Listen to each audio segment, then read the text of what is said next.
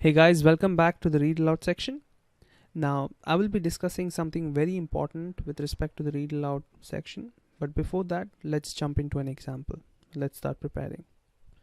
Time and again, it has been shown that students who attend colleges with low faculty-student ratios get the most well-rounded education. As a result, when my children are ready to attend college, I'll be sure they attend a school with a very small student population. However, will a lower faculty-student ratio affect the future learning process of my children when they go for higher study school? Let's start. Time and again, it has been shown that students who attend colleges with low faculty-student ratios get the most well-rounded education. As a result, when my children are ready to attend college, I will be sure they attend a school with a very small student population.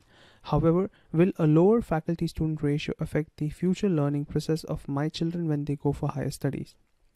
So as you can see, I made a small mistake while reading this particular passage, which I obviously did on purpose, and that is I read the word I'll as I will.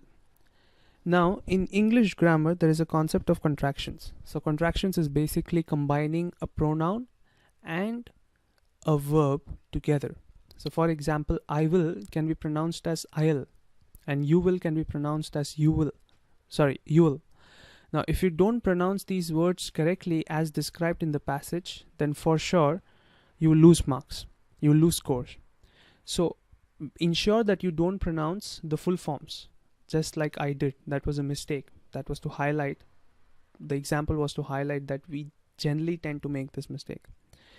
Now, obviously, as I previously mentioned, the wrong pronunciations will lead to reduction of reading and speaking scores. So you need to practice the pronunciation of all these contractions. And here in this tutorial, there is a list of the common contractions that appear in the PTA examination in the Read Aloud section. So let's go through them one by one.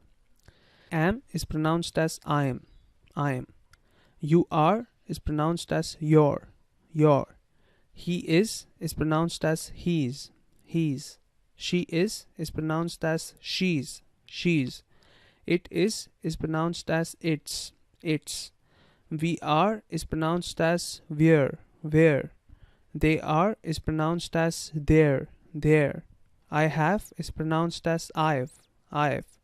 You have is pronounced as you've. He has is pronounced as he's. She has is pronounced as she's. It has is pronounced as its. We have is pronounced as we've. They have is pronounced as they've. I will is pronounced as I'll.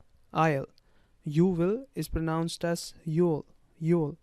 He will is pronounced as he'll.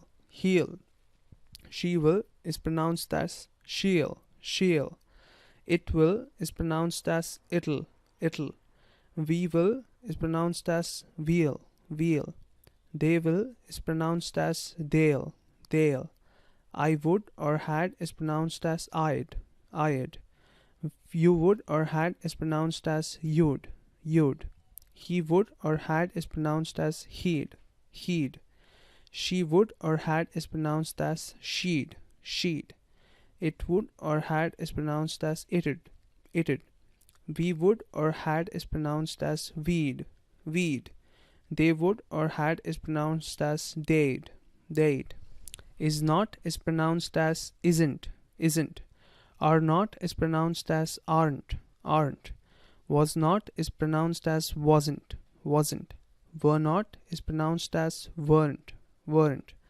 Do not is pronounced as don't. Does not is pronounced as doesn't. Did not is pronounced as didn't. Have not is pronounced as haven't. Has not is pronounced as hasn't. Had not is pronounced as hadn't. Cannot is pronounced as can't. Will not is pronounced as won't. Could not is pronounced as couldn't. And would not is pronounced as wouldn't. So this is the list of contractions, the common contractions that appear in the PTA examination. Many candidates, I have noticed, pronounce these wrong, or they pronounce the full form, because of which they lose scores in both speaking and reading. So this is something very important to keep in mind. And if you're preparing, if you have an examination pretty close by, ensure that you read the contractions properly. Thank you so much.